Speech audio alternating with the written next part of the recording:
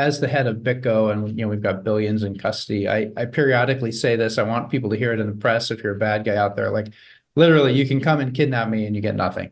Please don't. Like I do not actually have the ability to move the money at all, whether it's my personal funds or company funds.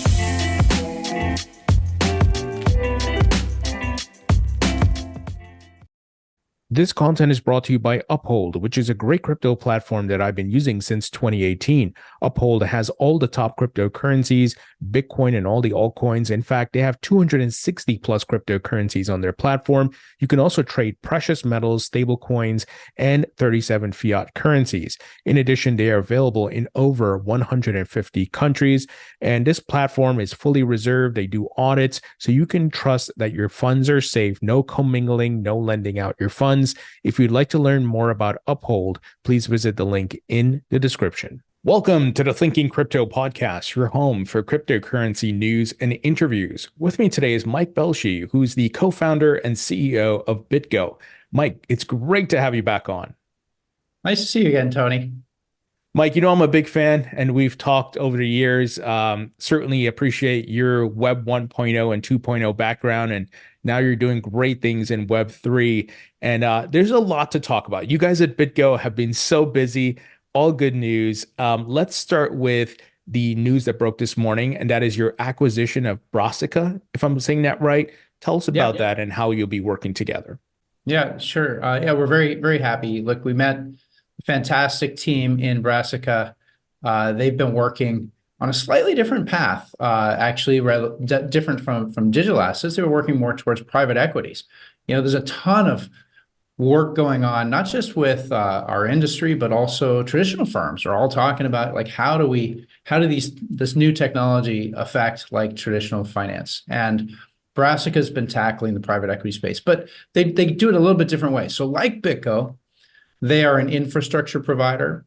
They're creating APIs that you can use, and you can launch, a completely digital forward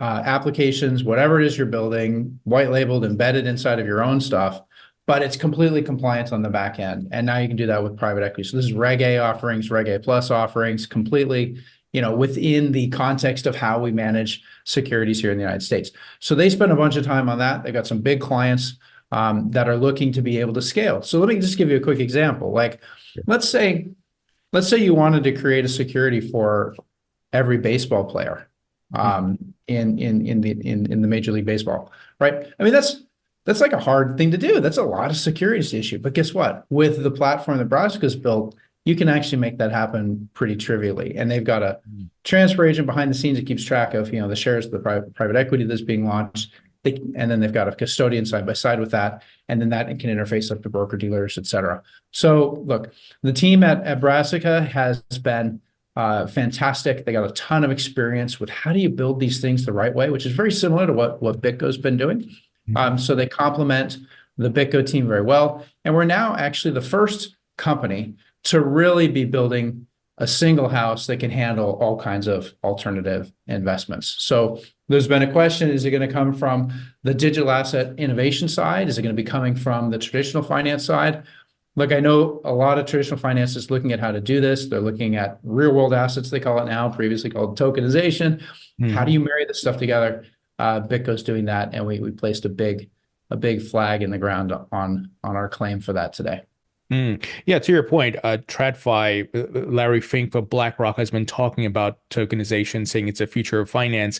So, with this service, you're able to expand your product footprint. Obviously, you primarily have been a crypto custodian wallet. Now you'll be able to handle tokenization and the issuing of assets on the blockchain. Does that summarize kind of, the vision? Yeah, that's right. I mean, look, in terms of real world assets, I think BitGo probably is the largest, tokenized issuer with our wrap Bitcoin product that actually is exactly that type of product. But I think when you look at the competing solutions away from Brassica, they've looked a little bit too much at the technology and less at like, what's the problem we're trying to solve? So tokenization is an important thing for the future, but actually you got to remember that like private securities and whatnot have been lacking technology at all. They're pretty much devoid of technology. Go find me a tech forward, transfer agent. Go find me a tech forward broker dealer that can launch these types of things at scale. They don't exist, but Brassica has built that. So we bring that together with BitGo. Look, the first thing we want to do is we always want to make sure we're working on customer problems. Like, what is the pain point you have? Oh, I want to be able to offer more of these at scale, embedded into my own business in a technical way that runs 24/7. That's what we do. That's what Brassica does. They fit very well together. Now tell us about, and this may be in the early stages and you're still going to, ramp up and expand this, but which blockchains do you plan to utilize, or are you agnostic? It just depends on the client's needs or the type of asset. That's a great question. I think, look, Wrap Bitcoin might be a good example here. I think you can look at some of the other big stable coins as to how they're operating. So we run, Wrap Bitcoin on a number of chains today. Pretty much every blockchain wants to have a wrapped form of Wrap Bitcoin to utilize, as part of their TVL mechanism in the various DeFi applications. So we're taking the approach where we just issue that directly. There's some newer technologies, there's like Layer 0, Wormhole, that moves some of this into smart contracts. We have not decided to move forward with that yet because at the end of the day, we're a fiduciary for this money, right? And there's a lot of footprint risk on some of the smart contract work that's out there. I'm not trying to discredit those protocols. I'm just trying to say, like, look, it's a different level when you've got billions of dollars of asset at stake, and you really have to manage the risk for that. So we will get there, and then those will help make it even more seamless. But at least for now, we're doing more of it. We deploy it on each chain. And the same thing is I expect will be true for private securities. Again, though, I think you got to focus on the use case. So for the issuers of these private securities, what are they trying to accomplish? Do they want to have it on multiple chains? That answer will vary depending on the use case that they're building. Do they want to put it on one blockchain? Do they just want to have digital access and they're going to keep it all kind of in a private network? All of these are possible. I'd like to think that one of the strengths of BitGo, why we've been around for 10 plus years now, why I've raised so little money, is because we're very commercial in our approach. And that means understand your client's problems, help them figure out how to solve those. And then, that always ends up having good success in the end. Yeah, absolutely. Now, Mike, there was also some other big news where you got an investment from cash handling firm Brink. And this piqued my interest because I've seen the Brink trucks, drive around throughout the United States, if you're near a bank or whatever it may be. Tell us about this investment, how you'll be working together. And, is Brink looking to, or maybe what's your crypto strategy if they have one? Yeah, look, so Brinks does physical security. And anyone that is holding large amounts of crypto assets, even though we use cryptography, even though we take the keys and we split them thousands of miles apart, there's still a physical aspect to it. You can't have someone break into a vault somewhere and then steal some hardware devices and then have all the time in the world to go and hack those devices. So physical security is a key part. I've said for years, we blend a combination of physical security controls along with virtual ones, meaning software, as part of how we provide our cold storage. By the way, there was some question about, some of the ETFs we're using like single signature addresses, right? And it's in cold storage with certain vendors, not BitGo. But where are those keys held and how are they physically secured? And if it really is just a single key somewhere, whether it's printed on paper or whatnot, is that vulnerable to physical security threats? Potentially. Look, I'm not trying to say what I don't know. I don't know how those things are stored. It's not at BitGo, but at BitGo we take this very seriously. So yeah, look, Brinks and BitGo, they're going to be handling some of our physical security components with us. And some of this is boring stuff, armed guards and things like that. But it's still critical nonetheless. Yeah.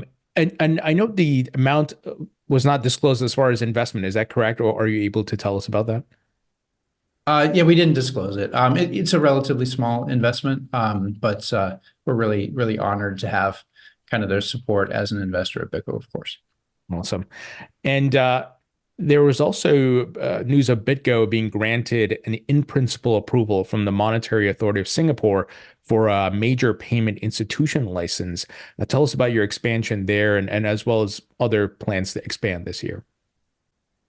Yeah. So look, I mean, if you want to step back a little bit before I answer that question, there's a lot of focus on regulatory clarity here in the United States.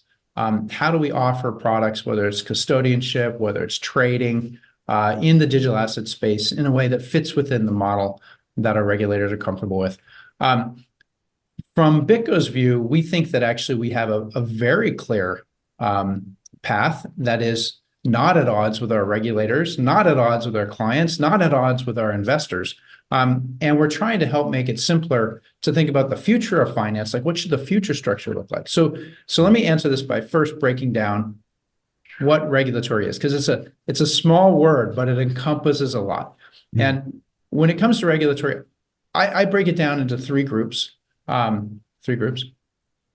Number one is like law enforcement related regulation. So this is AML, KYC, transaction monitoring. This is sanctions controls and those types of things.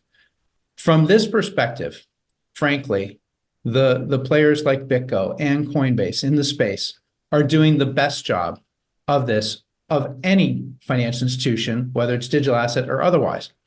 This is because we're using technology first. This is because we know we've got a target on our back from certain parties. The law enforcement part, in spite of what some lawmakers may say, is actually really under control. And in BitGo in particular, we're an institutional company. So we work with institutions more than retail. And from that purposes, this is covered. The second area, which you hear a lot about, is investor protection. This is largely the task of the SEC. This is where you hear all this regulatory clarity. So like if I'm selling you some investment product, did I disclose it properly? Am I pumping it to you while dumping it in the back? Is the market manipulatable by others or by me? These are questions the SEC deals with to make sure that investors know what they're getting. I do agree it's a very important thing. And, the SEC was successful, I think, that's been over a year now, but shutting down Library token. I don't know anybody that held Library, but I'm sure there were some investors that, the SEC saved. But the reason I'm a little bit sarcastic about that is because of the third area of regulation, which most people don't fully understand, but it's the most important. And that is regulating market structure. So the way our markets work in the stock market, the way our derivatives markets work with CFTC, obviously these have been established over decades. And it's the regulators are tasked with making sure they understand what each participant is doing and what risks that participant is taking, so that no matter what risks are in play, the market will not go down. That is, one player can't knock out the entire market. This makes sense, right? And of course, where regulators failed us, frankly, in the last year is FTX. FTX had no market structure. They were doing everything. They were the exchange, they were the buyer's broker, the seller's broker, the clearinghouse, the custodian, the bank. And then all it took was one fraudster, right? And he was able to steal billions of dollars, right? So the reason I hit this so hard is because that is the most important regulatory risk for regulators and legislators to get their heads around. And yet they're not really doing it. They're so focused on this thing with, investor protection at the SEC, which is important. I'm not trying to deny that. Right. But in the market structure case, the whole market goes down and people lose billions. Yeah. And in the case of, a single, investment, yes, it's bad. I don't want anyone ripped off. It should be disclosed and that should be all proper. But it's a much smaller thing. It's only a one-off, right? So, all right, now back to your question about Singapore. Where BitGo's got building blocks, which regulators have no issue with, we do custody. We keep the assets safe, and we work with good players. That's all we do, right? Oh, Apple's giving me a thumbs up there. All right. So it's very basic, and we're not at odds with anyone. The second thing that we do as a custodian is escrow. And you think of escrow as a real estate transaction. You think of it as like a 30-day thing. I think of it as like a 3 millisecond thing. You and I enter into a trade somewhere outside of BitGo, it has nothing to do with BitGo. We enter into escrow with BitGo. You fund at millisecond 1, I fund at millisecond 2, and we close the whole thing out at millisecond 3. That's escrow. That's settlement. That's settlement with the technology that we get when we put technology first, instead of thinking about how the market structure from traditional markets evolved over the last 100 years. They didn't have the ability to do real-time escrow when they came up with our current markets. All right, when we talk with regulators about custodians offering escrow as a mechanism for post-trade settlement as the future of market structure, the regulators are delighted. There's actually no ambiguity. They're like, yeah, this is great. This is what we want our custodians to do. And we talk with regulators here in the US. We talk with regulators in Germany under a BaFin license, Singapore. We talk with Dubai, et cetera. So BitGo is the only company that has, I think maybe even more than one custodian. Maybe Coinbase has more than one custodian globally. But we have 8, I guess, custody licenses around the globe today. And this is all part of a long-term initiative for how do we allow regulators in each of the regions, whether it's Europe or the US or Asia, to be able to regulate their clients, keep the money in their region, have them trade globally with known good participants, enter into settlements through escrow mechanisms, which again are easy to regulate and understand, and piece this all together. So this is the BitGo Go network that we're building. It starts out with some simple stuff. It's operating today. Volumes are increasing, on a week-over-week basis. We're really pleased with it. But this multi-custodial initiative is how we make a global market. And just one last point. Regulators up until digital assets have largely concerned themselves locally or regionally. Like it or not, the internet and now the blockchain connects people around the world, right? Suddenly the ability to regulate simply by borders is much, much harder. And of course, this is a problem that's been coming, just like the internet opened up information, and now you've got the Great Firewall in China, you've got other information restrictions in Iran and other countries. Heck, it's being talked about right now for, what the US wants to censor. Once you have the internet and people have the ability to globally communicate, of course, the regulation around that becomes tricky. The exact same thing is happening for money. The internet of money, we've heard before, it's here. We are trying to piece that together in a way that's super easy. So anyway, Singapore is a critical strategy here. Singapore has for a long time been a forward-thinking regulator in terms of how monetary systems can be built, put together. Anyway, we're looking forward to working with them, and that's what that license is about. Speaking of global markets, as you're putting, clearly explaining it, and the analogous to communications via the internet, what is your outlook for that global market? Is it with the context of tokenization, stocks, bonds, real estate, and all these things being tokenized on the blockchain? Do you see a truly global market where there's fractionalization, 24/7 trading, and that could be in any part of the world and participate? I could buy a share, a token of a real estate property in Manhattan, and it could be in some other part of the world. Is that something that you think is realistic? I mean, of course it is. The technology can certainly do it. We know how to do it. It's actually a less risk endeavor when you make it all real time than when you don't. We talked, as the ETFs were launched just last month, how do the flows of money work? You remember that, you've got the investors that are buying through their brokers, and it's a T+2 settlement to actually make the transaction. But wait a minute, if the ETF is supposed to track the price of Bitcoin for real time for when the investor bought, but the cash hasn't flowed to the actual ETF yet, how does that work, right? And the answer is a complex set of buffers, risk management, et cetera, to piece it all together. So ironically, and it's great that we have the ETFs in play, right? It creates it enables a massive distribution channel into Bitcoin, which previously didn't exist. But it's really taking a Ferrari and converting it back into a Fiat. Sorry, I shouldn't use the word Fiat because overlapped, but it's like turning into a Volkswagen, right? We have this real-time market that trades Bitcoin all around the globe, 24/7.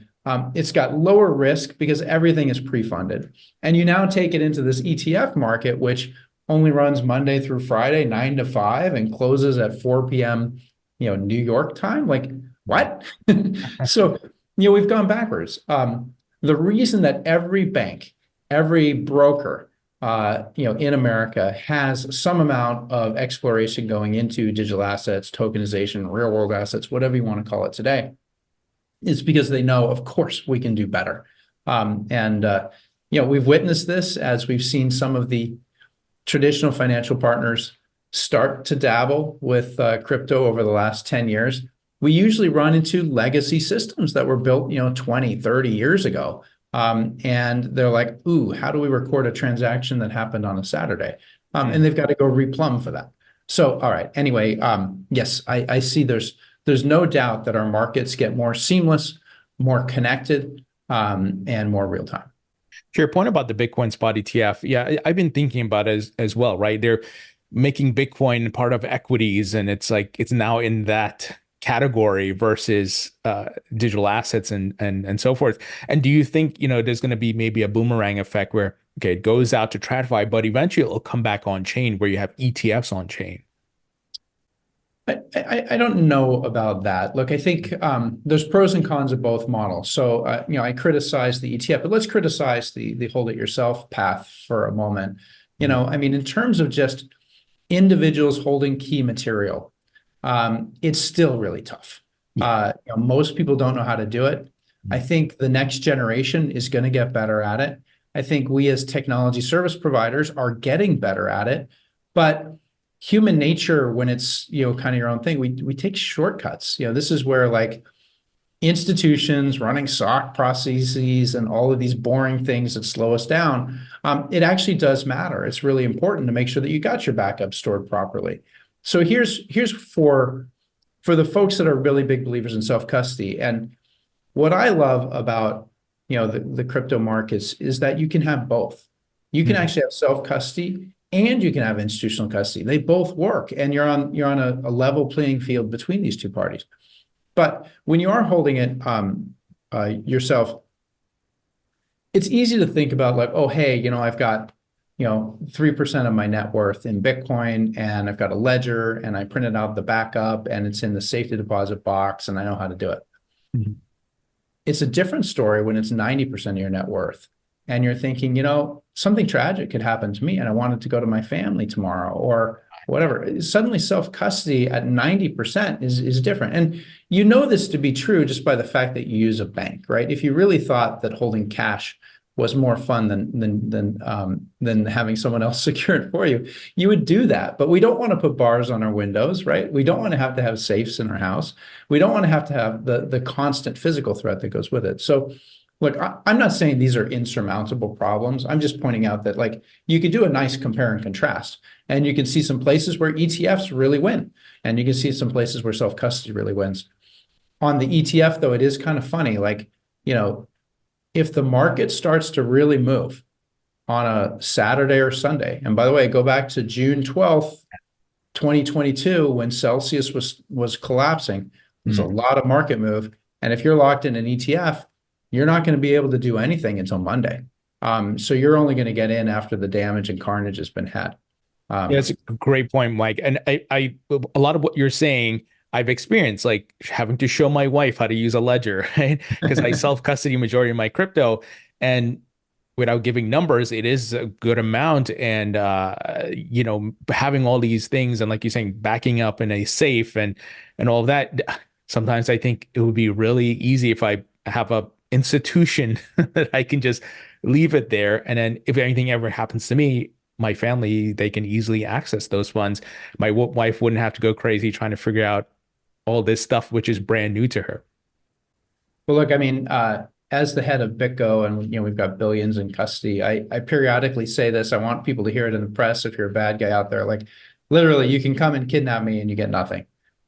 So Please don't. Like, I do not actually have the ability to move the money at all, whether it's my personal funds or company funds. And I think as we start to get to large amounts, especially if we end up in a strange place, sorry to be pessimistic, but economically in the US in the next few years, I mean, we could start to see some real physical threats coming in. I'm not trying to pimp a book here. I hope everybody stays cautious out there, gets the right mix of security help.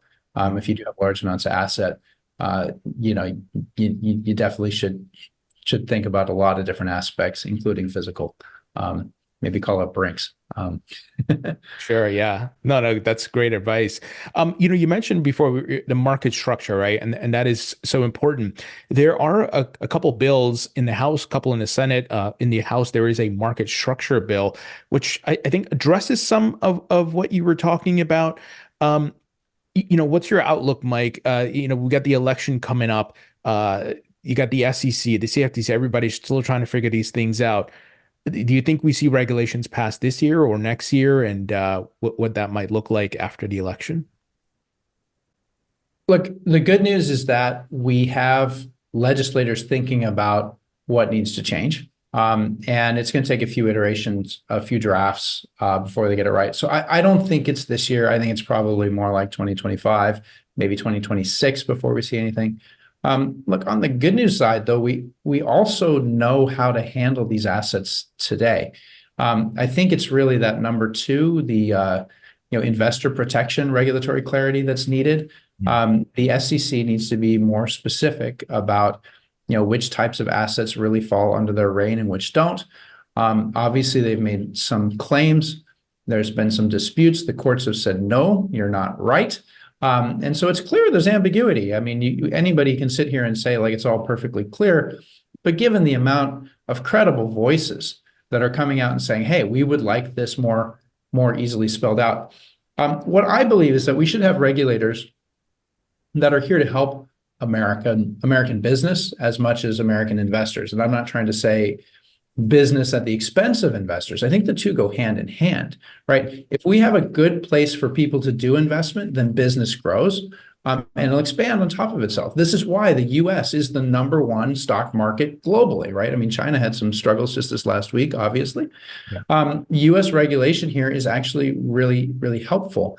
I would like to see the SEC and the regulators get to a point where they're like, okay, we don't like the way a particular company handled this particular asset that maybe should have been a security. Instead of smack them down with like hey, don't do that, you can't do any business, et cetera, they should be providing a path. And if there needs to be a small amount of fine, okay, maybe, but they should be providing a path where you bring it into compliance. And this denial that there's any ambiguity, I think is not helpful. There's been so much discussion, from Drunken Miller to others. It's clear there's ambiguity. So let's help solve it. Let's get regulators that want to help solve the problem instead of just, smack down people that are politically opposed to them. I think would be a much better place to be. But we got some more time. And in the meantime, we'll keep building. For sure. Yeah. And look, it seems like we're moving in the right direction where more members of Congress are aware. I mean, you got political candidates who are talking about crypto now, what they would do.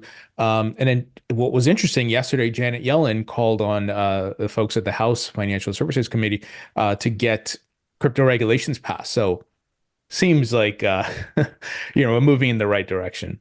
Well, look, mostly I would take one exception to it. One thing I'd like to see happen is for this depolarization of crypto along party lines.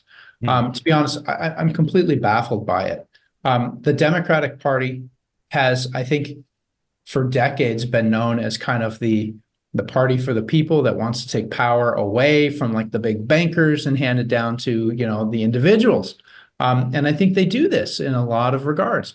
And yet somehow the Democratic Party has taken the position that Bitcoin and digital assets are dangerous. And in fact, they say that like it's remember that regulation #1, the law enforcement component, they make claims that somehow crypto is outsized a problem here. It's completely false.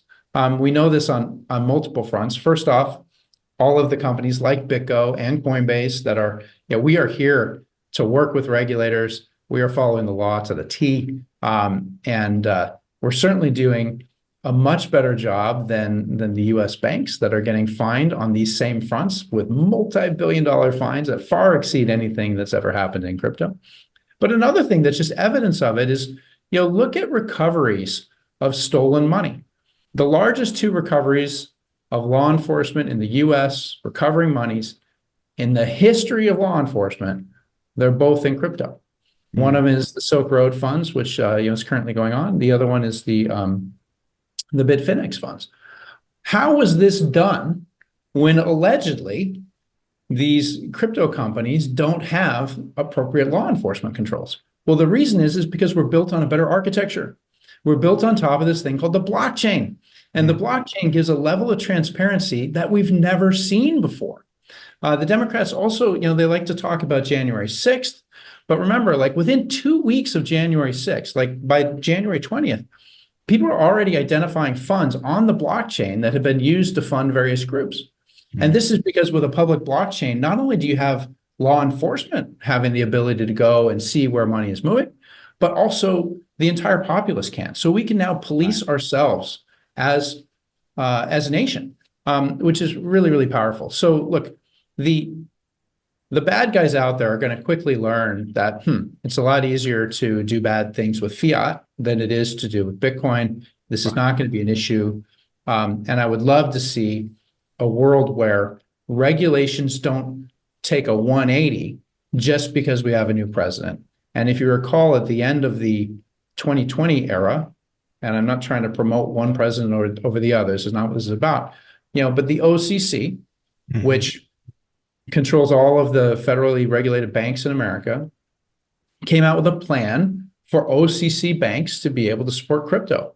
And Bank of New York Mellon and other credible parties came forward and wanted to move on that. And then we got a new president. The laws didn't change. The regulations didn't change. But the interpretation throughout the administration went completely the opposite as the previous administration. Yep. That's not what a presidential transition is supposed to be about in this country. It's supposed to be that me or you or anyone as a business is able to understand the laws and rules, abide by the laws and rules, and regardless of who's in the White House, we can still do business without those rules changing. But we're not seeing that. So anyway, that's the one thing I would like to see. I think it's going to continue to cause some delays on getting regulation fully sorted out here in the U.S. Yeah, and look, I've seen some pro crypto Democrats like Richie Torres and Darren Soto. I've spoken to a couple of them, but Elizabeth Warren, unfortunately, her voice and marketing, if you want to put it that way, outweighs what they've been saying, and that's been a challenge. But hopefully, we have some pivots towards crypto and we get some things through. Now, on the Bitcoin spot ETFs, I noticed that BitGo is the custodian for Valkyrie and I believe Hashdex. Are there others? Those are the two so far. And we hope to have some news about others in the not too distant future. But yeah, look, I mean, it makes sense if you're a custodian of anything. I'm sorry, if you're an ETF issuer of anything, it makes sense to use multiple custodians. And of course, they want to do that. So the first wave, a lot of people ask me, like, why did Coinbase get so much of it? Remember, like, we've been trying to get an ETF through for almost 10 years now. Yes. So the immediate focus of all of the ETF issuers was how to get first in line and how to make sure that you remove all objections. So you look, they register with the SEC has comments and questions, they go through this. What's easier, figuring out one custodian or two custodians? Of course, you put as few possible objections in there as possible, and you pick the one that's already a publicly listed company, regardless of whether the technology is stronger or not as strong. And look, the BitGo technology up against any other custodian always stands head and shoulders above. Obviously, I'm pimping my own game here, but even against Coinbase, I stand behind this fact. Look, we do this 2 out of 3 technology across everything that we do, and there's zero compromises. We're never using the single sig wallets, which apparently some of the other big custodians do, and there's a reason for that. It's really, really important in terms of getting insurance, having the right controls, no single point of failure. physical problems of like not being vulnerable to a single site being attacked or overrun by a small militia. Now, there's talks of Bitcoin ETFs being approved in Asia, such as Hong Kong and so forth. What are your thoughts on that? Do you think we see that this year? And given that you have licenses in different parts of Asia, are you looking to, facilitate custody there as well? Hi, everyone. Pardon the interruption. I'm Tony Edward, the founder and host of the Thinking Crypto podcast. I have a huge favor to ask you. If you haven't subscribed as yet on YouTube or the podcast platforms, hit that subscribe button, hit the thumbs up button, hit the notification bell on the YouTube platform, and on Spotify or Apple or wherever you get your podcasts, please leave a 5-star rating and review. It supports the podcast. It allows me to bring great quality content to you. Thank you for your support, and I'll let you get back to the content. I think Hong Kong's moving pretty fast. I think they're sincere, and I think they see an opportunity to start to win market share globally. That they have to act now. So I think that's going to come very quickly. And then, yes, of course, part of why we're doing this globally is because, look, there's a lot of assets outside the US. There's more assets outside the US than inside the US. I think this is one of the things that people, think about not enough. While the US sorts out how to participate in digital assets, foreigners outside the US are like, I don't want to put it in America. You guys need to sort that stuff out. I'm going to keep it in Europe. I'm going to keep it in Asia until you do. Look, if the US had a friendly climate towards crypto, even if it had some wrinkles in the first few implementations, we would be bringing all of these assets into the US right now. We would win. There's no reason we wouldn't win. We have absolutely the most stable political system, absolutely the most stable financial system, in spite of all of its flaws. The stock markets, of course, are already here. So we're missing out on opportunity by not being clear to just say, hey, we welcome it, bring it in, we'll figure it out.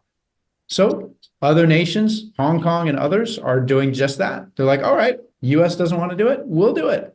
And of course, we know that there's an ongoing political rivalry between the US and China.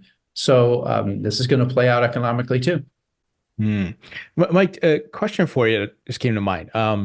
Do you think part of the pushback on crypto and slow to get regulations out and so forth, in addition to it's all new, but also it removes the control and the visibility around fiat currencies, which the government, they control the money, they can control how things go with the economy. And we see they pull different levers with rate hikes and printing money when they need to, right? But now that, for example, they're able to track it maybe a bit better with these ETFs because it falls under the equities bucket. That's kind of what's happening. They're like, hey, we can't control this thing. We can't see where money's flowing. Money's going into stable coins. Money's going to Bitcoin. People are self-custodying. We can't see that or control it to a certain degree. But if it's an ETF wrapper or some financial product that falls under the equities bucket, we can. And I don't know if I'm off base here. I hope I'm articulating that well, but a bit of the pushback and the delays because of that. Money is power, right? This is a phrase that's been around long before Bitcoin. And yeah, people are concerned about maintaining the power of money. So I'll give you two thoughts. Number one is on the ETF. Remember, they rejected in-kind deposits and withdrawals, right? This is a first. All other ETFs have the ability to do in-kind, creates and redemptions, I guess they call it. But and that's a really important part of actually having a tight spread between the ETF price and the underlying actual price. And yet, so from a pure investor protection point of view, of course you should have in-kind creates and redemptions, but they didn't go with that. And I think part of that is because they feel they don't have a good handle on how to do sanctions controls on Bitcoin generally. But I'll give you a second example, which is really, I guess, more abstract, but about what happens when fiats lose control of their monetary system. And we haven't seen this, tremendously in the United States, but, every fiat operator, of course, has to think about this. So we can just go back a couple of years. Of course, we had the COVID years. Every country printed a lot of money. right?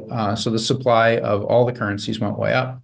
That created a set of problems, and then we started to see inflation. And so then you see the Federal Reserves also try to shrink that back down by increasing interest rates. As soon as interest rates here in the United States went up, the dollar got way stronger against a whole bunch of international currencies. And this is because not only is it a dollar, which is already the reserve currency, but now it's returning 5%. So all this money from other currencies floods into dollars. Those guys who were, already having weak financial systems. And I'm talking about Argentina, I'm talking about Venezuela, I'm talking about Turkey.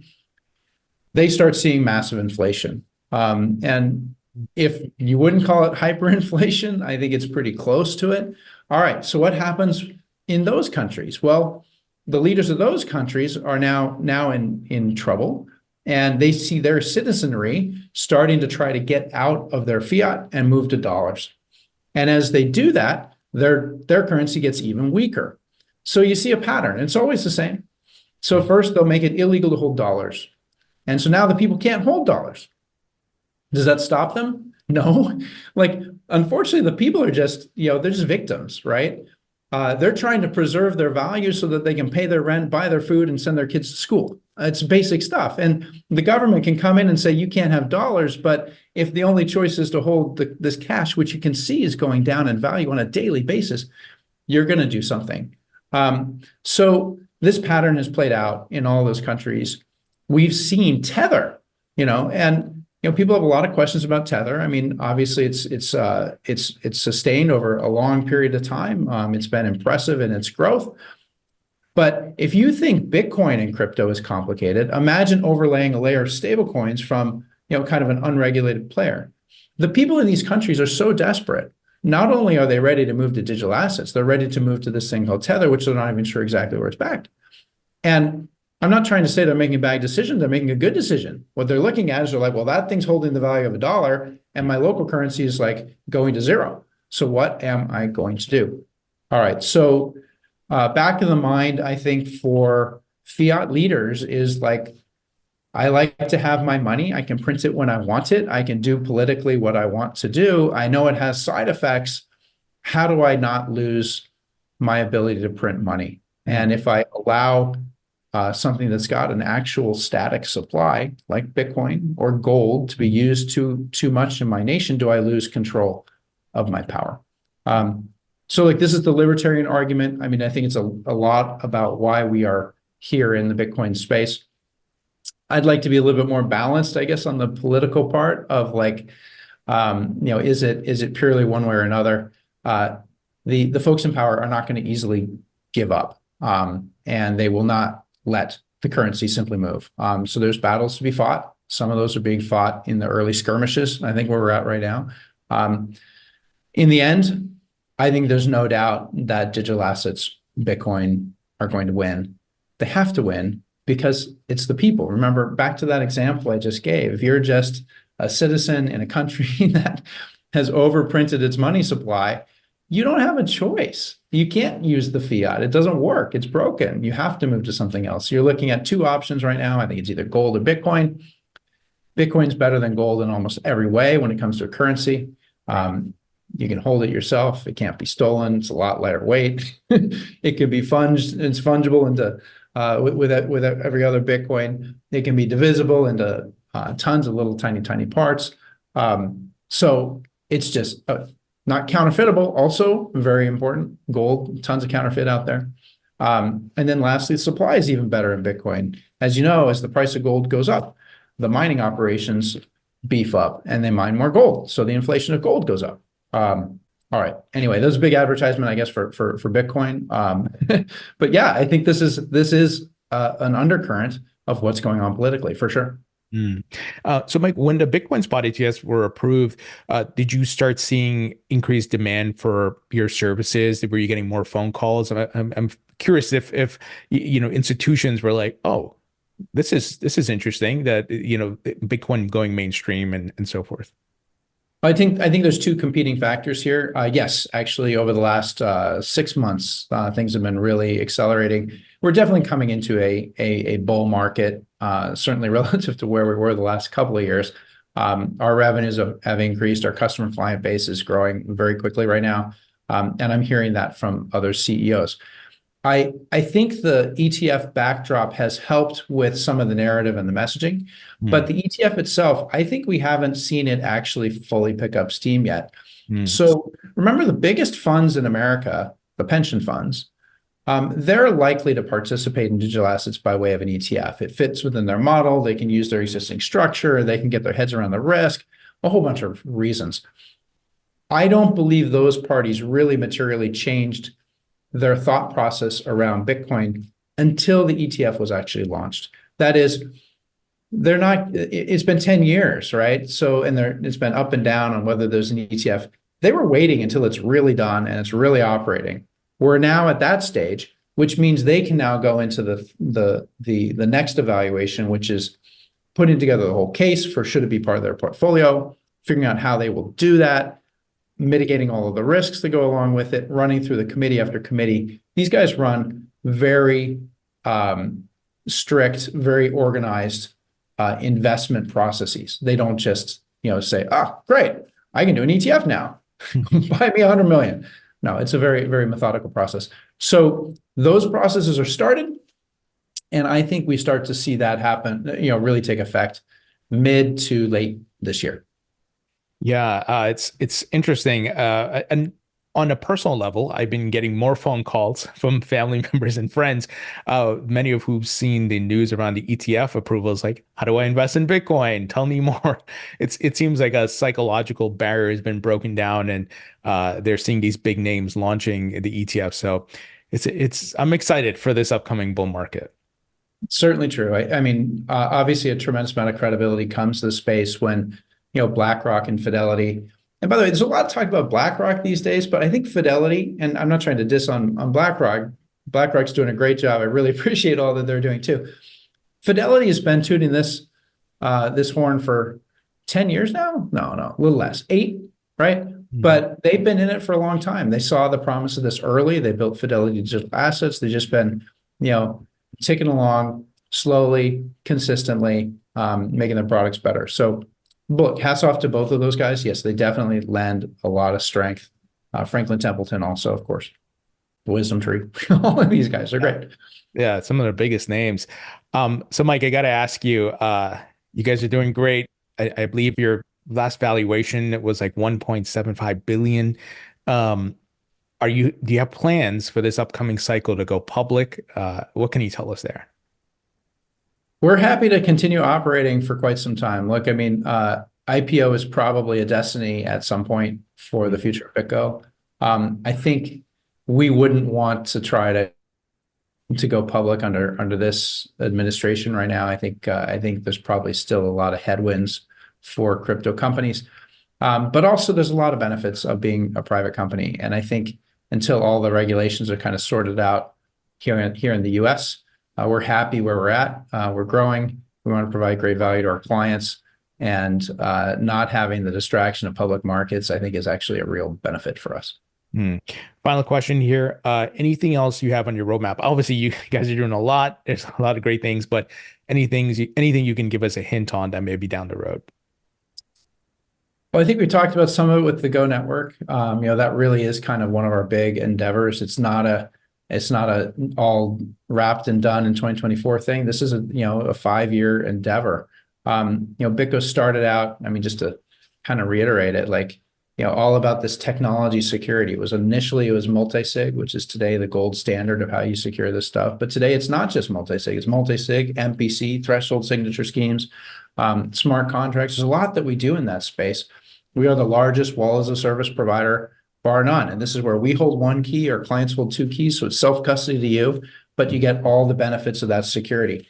And we're the only provider that does that, 2 of 3 everywhere. Fireblocks and others, they're doing these 3 of 3 systems, which means you have to go figure out how to protect against loss. So we protect against theft and loss with the 2 of 3 system.